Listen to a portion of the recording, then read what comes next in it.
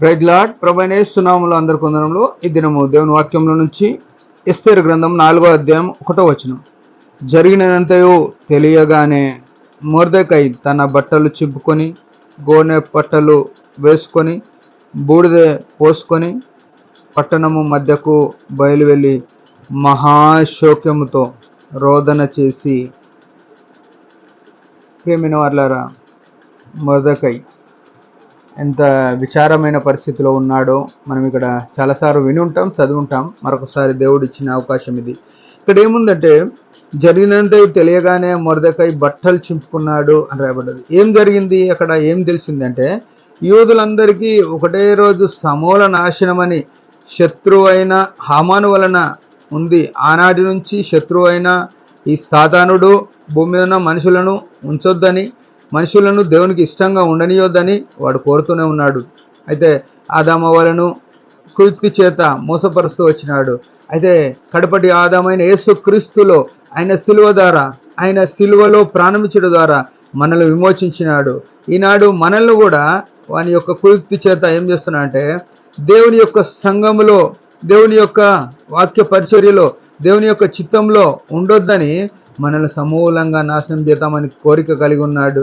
ప్రియమైన వారలారా, ఈనాడు అనేక మంది విశ్వాసులైనప్పటికీ, యేసుప్రభుని ఎరిగినప్పటికీ, వాక్యానుసారంగా ఉన్నప్పటికీ ఎన్నో గొడవల్లో, ఎన్నో విచారకరమైన పరిస్థితుల్లో సంఘంలో సరిగా లేని కారణం ఎందుకు అని అంటే, శత్రువైన హామాను చేసినట్టుగా, శత్రువైన సాతాను చేసినట్టుగా మనల్ని దేవుని యొక్క మహిమ నుంచి, దేవుని యొక్క వాక్యం నుంచి పక్కకు దింపుతూ వస్తున్నాడు. ప్రతిరోజు కూడా మనల్ని, మన మనసును భూసంబంధమైన వాటికి తిప్పుతున్నాడు. ఇక్కడ ఈ మొర్దెకై మాత్రము ఎంత విచిత్రంగా ఉన్నాడు. ఈ స్థాయిలో మనం ఉండాలి అని దేవుని యొక్క కోరిక. ఈయన ఏం చేసినాడు అంటే, యూద జనాంగం అంతా ఒకటే రోజు సమూల నాశనం వచ్చిందని తాకీదులు చట్టము రాగానే మహాశోకంతో బట్టలు చింపుకొని బూడిద వేసుకొని రోదన చేస్తూ వచ్చినాడు. అంటే దీని ఏం చూపిస్తుందంటే, ప్రార్థనకు గుర్తు చూపిస్తుంది. రోదనతోని ఘోరమైన రీతిగా ఆయన రోదనతో ప్రార్థన చేస్తున్నాడంటే ప్రార్థన చూపిస్తుంది. ఇది మన జీవితానికి ఎట్లా మనం అన్వయించుకోవాలంటే, మన చుట్టూన్నోళ్ళు, మన కులస్తులు, మన దేశస్తులు, మన భాష మాట్లాడేవారు, మన చుట్టూన్న వారి మీదకి ప్రళయం వలె దేవుని యొక్క రెండవ రాకడ వస్తుంది. అది లోకానికి తెలియదు. మనం ఏమైనా రోదన చేస్తున్నామా?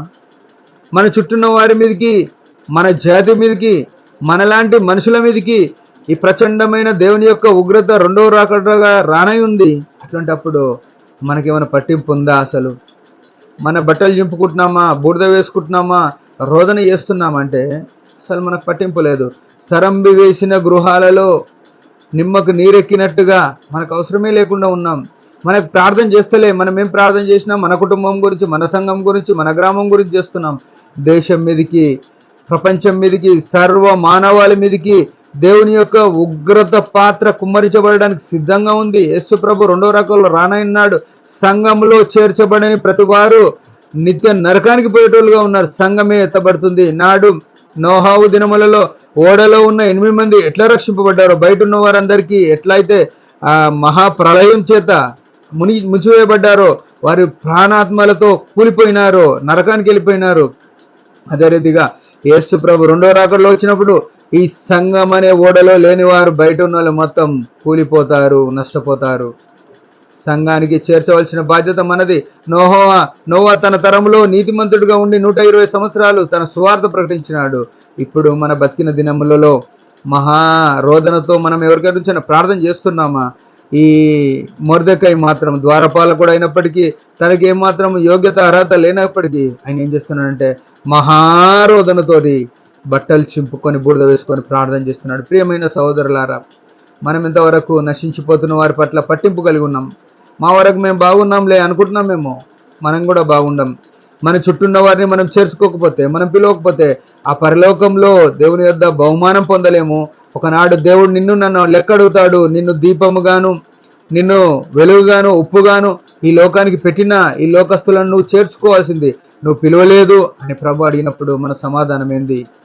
నువ్వు పొందినట్టే ఇతరులకు కూడా రక్షణ సువార్త అందించాలి కదా అని ప్రభు చెప్పినప్పుడు మన యొక్క సాక్ష్యం ఏంది, మన యొక్క సమాధానం ఏంది, మనం పరిశీలన చేసుకొని ఆయన మేము కొరకు అందరినీ రక్షణలోకి నడిపిద్దాం. దేవుడి మాట దించును గాక. చిన్న ప్రార్థన. పరమ తండ్రి యేసు ప్రభు నామములో వందనాలు. మేము కూడా సంఘం అనే రక్షణ వాళ్ళకి అనేకులను ఆహ్వానించినట్లు మా పనిని మేము నమ్మకంగా చేయడానికి కృపణీయమని యేసు ప్రభు నామములో ప్రార్థిస్తున్నాం తండ్రి. ఆమేన్. మీరందరూ ఈ పరిచర్య గురించి భారంగా ప్రార్థన చేయండి. Praise the lord.